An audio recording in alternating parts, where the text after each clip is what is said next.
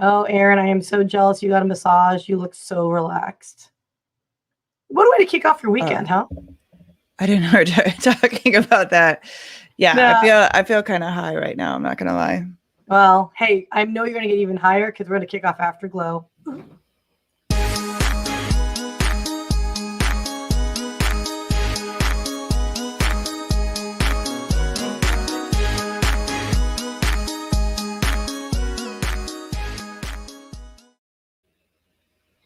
Good morning, good afternoon, and good evening. Welcome to the Afterglow Live Recap podcast. My name is Syya. And I'm Erin Gregor. And we are the Dallas co-chairs of Global Leaders Organization, and we're also the co-founders of Innovation Media Enterprises, the most kick booty podcast strategy and consulting production agency out there. Right, Erin? It is. And speaking of that, you may want to check your mic. I think your computer's picking it up. What? Sorry, check it again. But I like doing this. It's always a good example of what a good mic can do. Make sure I'm right. I don't know if I'm right or not, but check it. Or just keep going. It doesn't matter. Sorry. Yeah, no, it shouldn't have. Okay. It should I didn't pick that up before we went live. All right. No. Sorry to distract. No. Are you getting a reverb or? No, it's just a little more echoey than normal. Oh, wait. Hey, should I get closer? Maybe. Nah. Too loud? Didn't help. What did I do? Oh my gosh. This is like one of my standard days. Anyway, well, we'll just kind of have to ride this wave out. So good morning, good afternoon, good evening. And I'm not quite sure why it's doing that, but there you go. The joys of live streaming. And want to do clarification here. I'm on the front of the house. We actually have editors, professional editors on our podcast production. Yeah. But that goes to show you, I think, how difficult, putting this type of content is out there. And it's not easy. And some folks make it look fluid and others don't. So I think it's tedious. I think that's the problem. I think a lot of people, they're like, oh, we've even had people, I'll just record it from my phone or I'll just record it from here. And I know we're kind of going off on a tangent. Like there's a lot of little pieces that need to be done each time you record. And so having somebody help you with that is very helpful. And then it's the after stuff. Like recording is the easy part. It's all those little pieces to actually get it out to the world and then actually get people listening or watching. That's the stuff. That's the tough part. But anyway. Oh yeah, no. But that's why we do what we do. It is, and it's so much fun. And I gotta give some shout outs to some folks here that are fellow podcasters. So Paul and Jonas. And by the way, the Black Gaming League guys. Hey, I don't know which one of you guys are out there. So I'll just uniformly say hi to you guys. And I love meeting them in Chicago, Erin. These guys are amazing. And so do they have a podcast? Yeah. Hey, Greg. I think it's Greg out there. I think it's Greg that's usually online. Let me know if you guys have a podcast. If not, you need to do it because Chicago needs to represent. I love you guys. Yeah. So I digress. Erin, we're going to recap very briefly here because we're going to change it up a little bit because I'm a little tired. And as we talked about, like the tediousness of live streaming, I'm sure I'm missing a step or two, but I'm tired. And you got a massage, and I'm jealous. I feel very bougie. It's like 10 o'clock. I haven't left my house. I've already had a massage, and now I've got cleaners cleaning. Like I kind of feel it's a good Friday. I gotta say, it's a very good Friday. Well, hey, the reason why we're tired is because we actually had our first Dallas chapter meetup last night. So a lot of fun, and a little late. I'm not gonna lie to you. It was in the wee hours where I finally was able to fall asleep because it was just so exciting to see humans again in person, talking about business, and of course, enjoying a little bit of wine. We'll talk more about that, but let's put that on the shelf real quick because I do want to go over yesterday's speaker because I do want to give her the credit, Marjorie Wildcraft. She was part of the Global Leaders Organization Business Acceleration 2.0 speaker series that happens every week at 10 a.m. on Thursdays. Erin, I did not realize this woman, she started her business, the GLO Network, as a movement to increase sustainability, to, there's so many things that her mission really resonated with me, the fact that grow your own produce, you're helping the environment, you're helping yourself and nurturing yourself just as much as nurturing, the things that you're growing. What did you think about her message overall? Well, first of all, I think this is what I love about where we are right now in the world and what can happen. I have an 8 and a 9-year-old. Okay. I grew up with parents that could say, oh, you love this. Well, go do something else because you're never going to make money doing that. Right. What is so amazing and proof from her yesterday is that you can truly make a living. She's got over 1 million followers growing food in her backyard. And it's about passion. And it's just so exciting to me that I literally cannot say to my children, don't follow that passion because you're never going to make money doing that. Because right now we are in a day and age where you can literally take anything that you love doing. You know, we talk about podcasting, knitting, pocket, whatever. There is a group of people who love that too. And she lives in Puerto Rico. She's living off the grid. Like, she is living the life. Family's treating snake bites. It's crazy. But she is living off the grid, living the life of her dreams and being very successful at doing it. And to me, that just gets me jazzed up. Well, the fact that she's in, was it Puerto Rico, you said? Yes. I thought it was awesome because there was some sound issues. Again, live streaming, it's going to happen when you're broadcasting like that. And there was like a weird tingy sound at one point.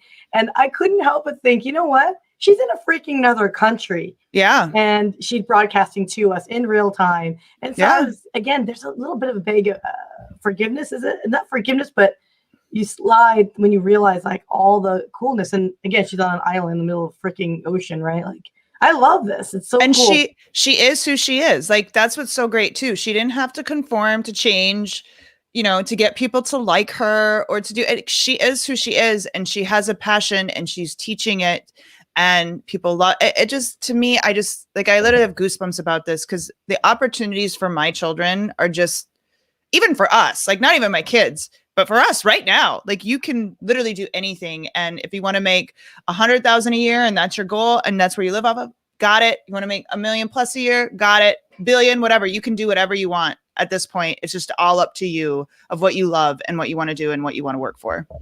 Okay, so that's perfect. What I was thinking about those, you can do what you want to do. Obviously, it's within reason, right?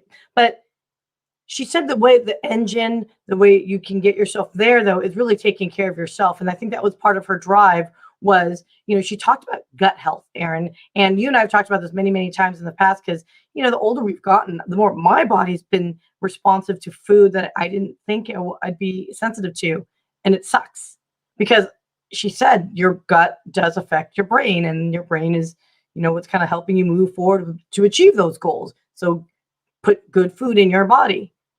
Right. And I think too, well, so there's a really great tie, and I'm sorry they're vacuuming right now if you can hear that, but Blink, the story by Malcolm Gladwell, talks about like our instincts are, you know, why it's so important to have, like, to believe those quick instincts. And it's Margie, right? Am I saying that correctly? Marjorie was saying like that health, you know, we kind of take for granted that gut instinct. And she was taking it a step further by saying that is for real. You know, Malcolm Gladwell does write about it, and it shows that our guts, you know, our instincts are correct. But she was even going further to say our gut, or the bacteria, it's all tied to our brain, and having that healthy helps you make those decisions, having those instincts much clearer. So it was really interesting. And I'm a firm believer in food heals. I'm a firm believer in eating is so important. I truly believe in it. So I know for me, I can tell immediately if I'm eating clean, what foods are affecting me, brain fog, all of those things. It's so, so, so important that we watch what we eat. We understand how foods affect us. And, you know, so I thought that was really cool how she like literally was like, your gut is your brain, and really be careful of that and take care of that for to be able as a CEO to make better, quick decisions.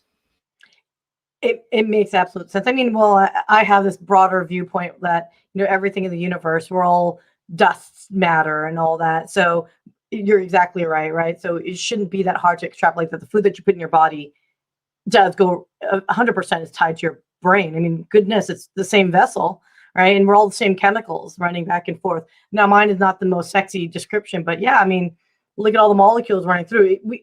To think it isn't related to one another, I think is just foolish, quite frankly. Yeah. So, so if anyone wants to learn more about Marjorie, absolutely, guys. I love her mission.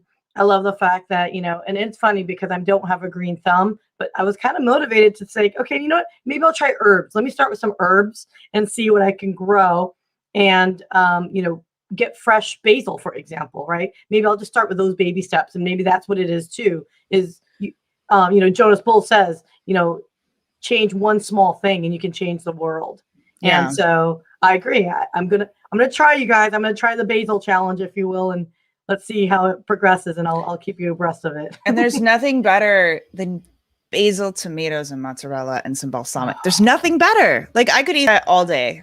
Yes, I think it's probably one of my favorite dishes, non-ethnic, and it is ethnic, I guess. It's Mediterranean, right? Yeah. No. Ooh, thanks, Erin. Now I'm hungry and I'm tired, but go get you some basil. I will absolutely. I just love it. And what I've really grown fond of recently is mint. Like I've always liked mint in some degree, but mint I kind of like almost crave it now.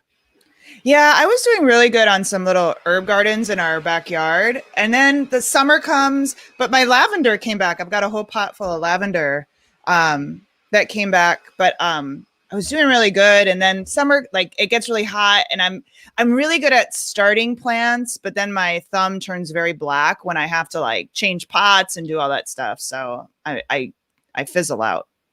Yeah, I think that's what she was talking about with the nourishment thing, right? Yeah. And I think that's that was the point that she was talking about, right? It's not just planting it. It's not like in business, not just plopping an idea or concept down. You have to actually execute on it and all that stuff. So, okay. So why don't we shift gears a little bit because there's so many people on today that I'm so excited and there's a reason behind it. So Jeremy and Black Gaming League, sorry guys, in Chicago, we're looking for chairs up there if you guys want to do this, but Erin, I was so excited to come back into the world, if you will, of meeting in person. Meeting in person. Here's the deal. I love Zoom for many reasons. It's allowed us to, sometimes those quick meetings, you don't have to run all over town.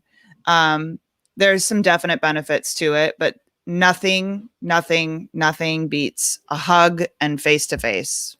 Nothing. Yes. And so we did have an intimate invite-only event last night. So if you were not able to come, don't worry about it. This was purposely small because this is our first in-person event. We are very aware and cognizant of the fact that, our circumstances globally is still working itself out. So do want to make this disclaimer as far as any events that we do launch huge and for a larger gathering, we'll be respectful for distance and all that stuff. But that being said, we had a small intimate gathering at the CEO of GLO, Michelle Lemmons-Poscente's house. She was gracious enough to open her doors for us. And I got to tell you, Erin, when she had said, hey, yeah, how many people do you want to invite? No problem. Trust me, we can accommodate it.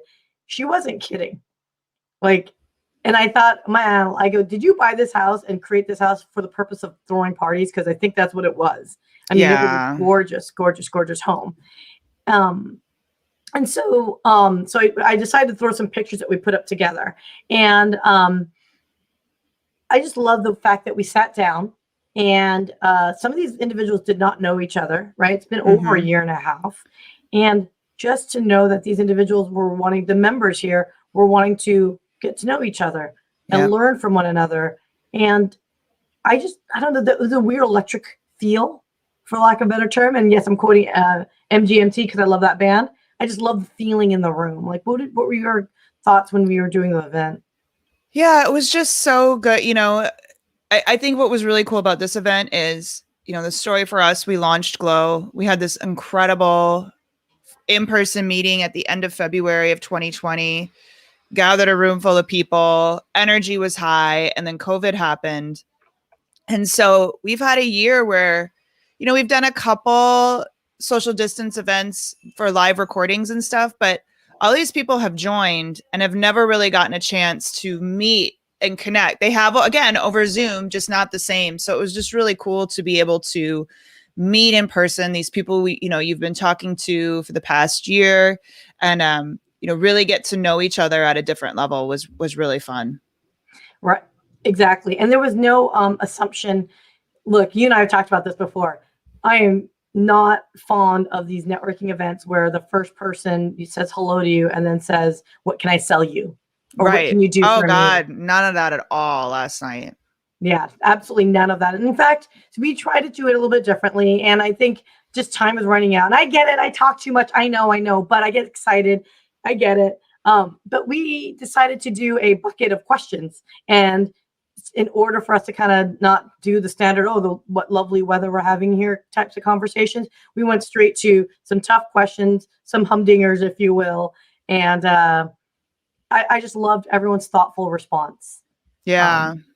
I mean, people really did want to share themselves a little bit. And that, to me, shows willingness to be vulnerable to make that connection with one another. Yeah. And I love that about GLO. I think Michelle really cultivates that vibe.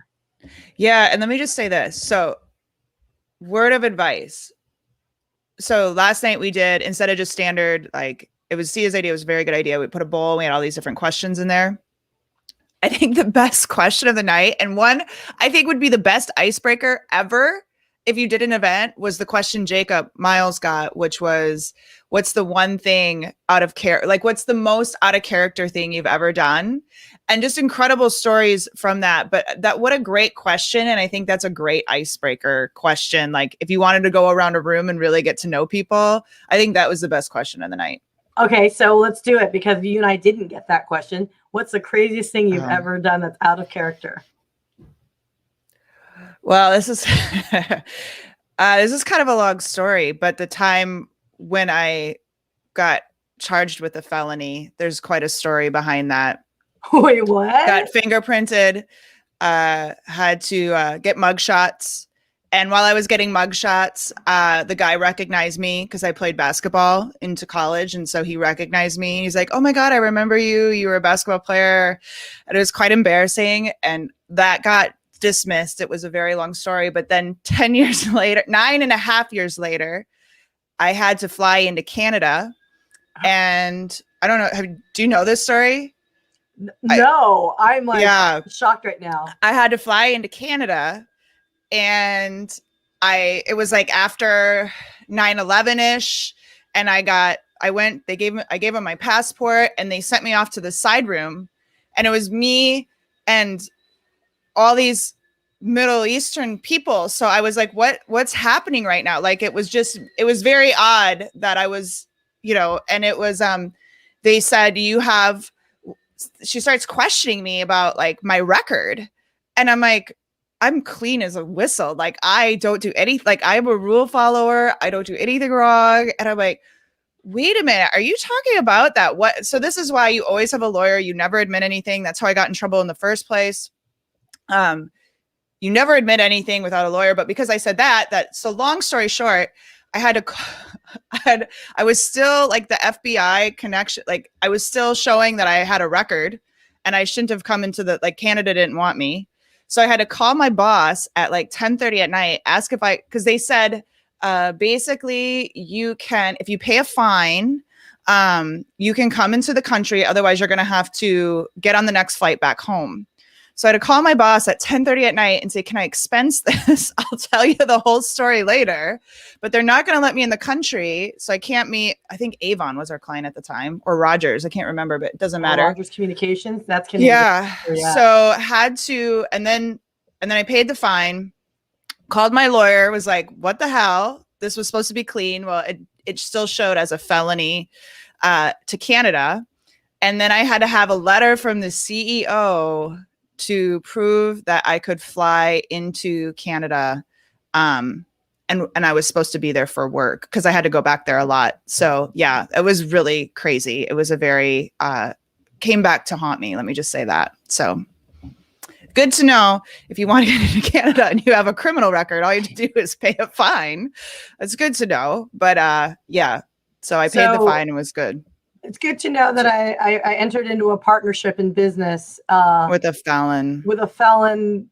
That got scrubbed or dismissed, but still a felon nonetheless. Hey, I too like to live on the edge, but yeah, no. It was over. Let me just tell you all this. Over CDs in college. That's the whole thing that it was over. CDs. Was that during the whole download BS that? No. So, okay, real quick. I know this is a very long story, but this friend of mine, I was in the process of moving from my summer home to my college dorm. We had a party because my birthday is September 1st. We had a big party at the house.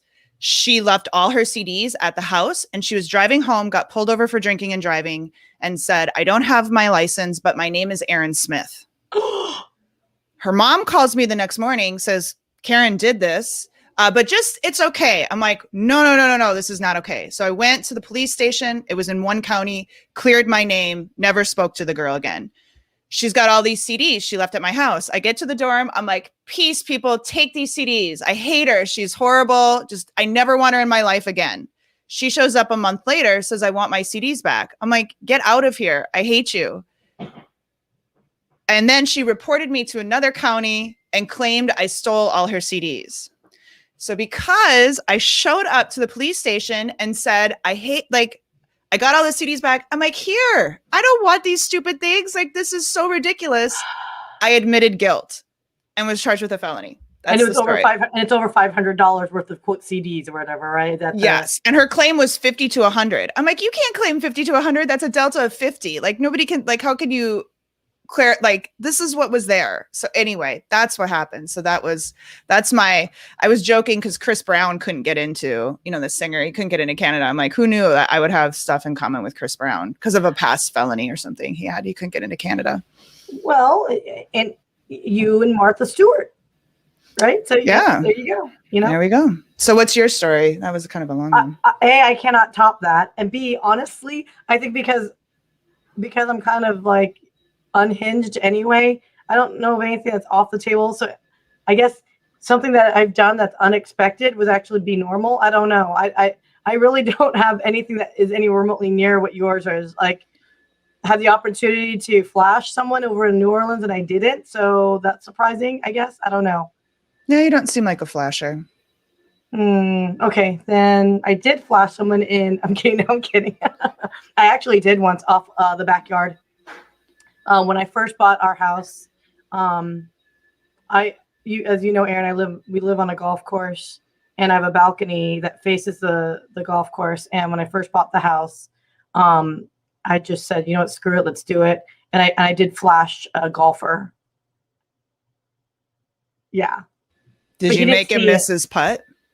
Well, no. The sad part of it is I flashed and I went woo like this, like to say I did it. And the guy didn't notice. I think he had that like a visor on, those big visors. So I don't think he actually saw me from the balcony, I guess. So there you go. I really don't have anything cool like yours. I can't even like begin to think of a good story. I have to really chew on that. Yeah. The good thing is I bought, so when I had to go to court and I had to, like I said, I had to get mug shots and stuff. I purposely went shopping for new outfits for those things because I didn't want to look like a criminal. Did you know there's a website for hotmugshots.com or something like that? Oh, maybe I do. Yeah, so maybe you're on there. Maybe I'm on there. It's pretty long time ago. I can't believe how long it's become, but yeah. So maybe, I don't know. I had a cute little hat. I had this cute little skirt. I still remember the outfit I wore for the court date. That's awesome. Well, okay. So, and there you go. And I think this is where last night, actually, for those, there was actually some folks that were not members that were thinking, actually, I just invited them because I knew there would be great business leaders just, to converse and get to know. Yeah. And the feedback I got was that there was they love the depth of character of everyone that was there. Again, that vulnerability and willingness to share. And Jacob's story, CEO of Map Esports, cracked me up because I was like, that is not Jacob. Like, right. Like that is definitely not like him to do that. I do want to highlight one thing here because I want to appreciate Dawn McKenzie, and I really, really appreciate her. So she brought her notepad of notes. So she actually took notes of everyone's conversations, everything that disclosed, and just a visual impact on this. And so I don't know what to say other than like, I wish I had this mind. Like the way she takes notes is really how she visualizes it and the colors that she picks and chooses. And I just absolutely loved love this because I think what this leads into is talking about GLO and business organizations, not just GLO. Obviously, we're talking about GLO because we're members of it, but the forum. And this is something that's new in 2021 that we're gathering in person and stuff. So, Erin, I kind of vibed that this would be something, granted, form's a little bit more structured, but what she did here kind of, to me, gave me a taste of how deep and meaningful a forum actually is. So do you want to kind of go into what your thoughts are on a forum and where that value is? Yeah. So, I mean, you immediately go to mastermind. It's kind of that thought process, right? But there is definitely more of an in-depth component to it. With the forums, it's very important that commitment is there. You're showing up once a month. You're to really build those relationships, because the goal is not just to give business advice, but to really connect with these people at deeper levels, because entrepreneurship and running a business, it's not easy. And so to connect at those levels and to be able to, talk through the harder stuff, the more uncomfortable stuff, because that's really, sometimes you've got to grow as a person to grow in your business. And, sometimes you do need that help. But, I think the hardest part as a business owner is I think social media has blessings and a curse. And sometimes it feels everybody's got their stuff together and you're the only one who doesn't, right? Right. And to be able to have those connections to say, you know what, I'm struggling. Like, I know I'm supposed to have a smile on my face, and I know like everybody's killing it, and I feel like I'm the only one who's not. So I need help in this specific area. But you need to have that safe space in order to be able to say and ask for that specific help. And those forums like I said, it's a really big commit. It's not a big commitment. I don't want to say that, but it's this ability to connect, offer advice, like just from experience, not from thought. Like, it's not, I think you should do this, but when this happened in my business, this is what we did. Take it or leave it type of deal.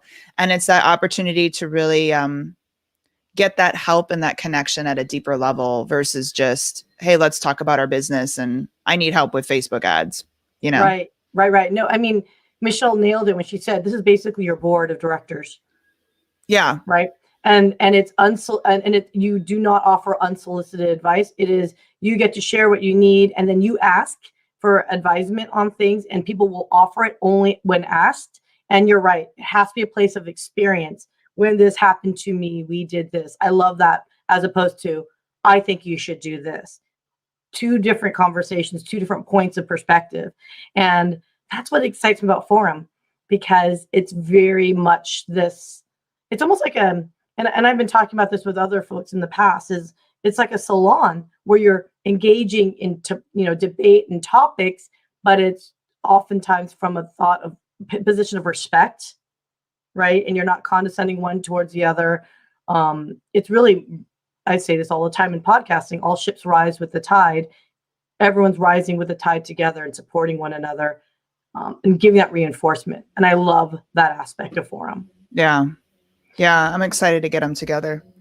Yeah. So on that note, speaking of all ships rise with the tide in podcasting, Erin, guess who's up next week for GLO? Say it. Like, who? So it's a gentleman named Travis Chappell. He is going to sit down with Michelle and talk about the merits of podcasting, which I think was hilarious. Mike, Michelle, we're right here. Like, we're right here. But, well, it's good to hear it from somebody, not from us. And then hopefully they hear it and they're like, wait a minute. All right, I'm excited. I know two people who can help me. Absolutely. Absolutely. So, guys, it is, I say it all the time, and I said it earlier, all ships rise with the tide. I'm a huge advocate. We are both huge advocates of the podcasting community, because the better we rise our industry together, the validity, the more we validate validate the credibility and the usefulness of podcasting as a marketing tool to enhance personal brand, to enhance business recognition, to create a community, that, and of course, monetization and investments into the podcasting medium. That is where we see success together. So we root and cheer for other podcaster successes, other podcast producers, because we all just make each other better. So, right. that is what we're excited for next week's Business Acceleration 2.0 series. Erin, do you want to wrap this up for us on GLO in general? Hey, can I do a quick PSA real quick? Because I've got. All right. So this is totally off. You can't see him very well because it's dark in here. But okay, so just a FYI to people. This is my foster puppy. You can't really see him that well. This is Bruce. Right now, everyone is bringing their dogs, their COVID puppies back to shelters, COVID puppies and kittens. So the Dallas shelters are insanely full right now. Fort Worth is 140% capacity. If you know me, I love dogs. I foster. I think I said Fort Worth is 140% capacity. Dallas and Fort Worth are euthanizing for the first time in years. So this is my foster puppy. He's a little border collie mix. Can you say hi? I'm kind of getting worried. Nobody's going to adopt him. I work with a group called the Friends of Cody's Rescue. We had like 60 puppies in. If you are thinking about adopting or bringing an animal into your home, please consider this right now. It's really bad right now. It's really, really bad right now. Puppies are dying. We're having a hard time finding homes for everybody. I'm getting a little worried Bruce might have to stay here, which is not the end of the world. But just because we have so many dogs right now. So if you're thinking about, you think your dog is better off not sitting, if you're worried you're going back to work and you're like, oh, I don't want my dog sitting in a crate. I promise you, they want to stay in your home. It's better being home all day and having you come home than sitting in a shelter. Please don't take them back to a shelter. So anyway, it's really bad right now. And I just want to, if anybody loves Bruce and you want to adopt him, let me know. He's like, how old are you? 12 weeks old now? Yeah, he's sweet as sweet could be. I love him. But anyway, that I went off on a tangent, but he was sitting here and I know a lot of people have no idea what's happening right now. So, but going back to GLO, all of this is because of GLO with our Business Acceleration Series 2.0. We'd love to have you be premium members in Dallas. Head over to withglo.com and you can join us because we're going to have another in-person meeting hopefully if things stay okay. Yeah, August 25th. 5th. Yeah. August 25th. Yeah. That's a Wednesday. And it will be, the theme on that would be Taste of Forum. So we were talking about Forum. Mm-hmm. Join us because we're actually going to be talking to an actual forum group. And by the way, forums are no larger than I think 8 or 9 members. So it's very intimate and you will get to know each other. And I think Lemmons-Poscente actually said there's a kind of an inside joke of who cries first in a forum. So yeah. I'm threatened, but not threatened. I'm intrigued. I'm not threatened. I'm intrigued at that statement, if you will. So well, and you're going to hear from okay. So is it 8? Anyway, all these people who are going to be there are very prominent business owners in Dallas. So you're going to hear a very, kind of intimate setting of people who have had success in business in Dallas. So excited just to meet these people. Exactly. So everyone, please go ahead on over to withglo.com or hit up Erin and myself. We're happy to answer all the questions. You know us. We're going to be streaming every Friday, 10 a.m. So you can always hit us up live. Everyone that joined us today, thank you so much for your time as always. And for many of those that were there last night, thank you for a wonderful evening. We really appreciate it. And on that note, we're long again, as usual. I'm really bad at this time management, but there's so much to say. And Erin, thank you. It's 3 minutes over. Thank you for your PSA. So sorry, I went off on a tangent. It's just very important right now. Actually, become our Bob Barker. Bring up Bruce every time and every other foster you do. So I'm cool with that. All right. We should do it. All right, guys, everyone. On that note, have a wonderful week, and we will see ya next week on the Afterglow. Bye.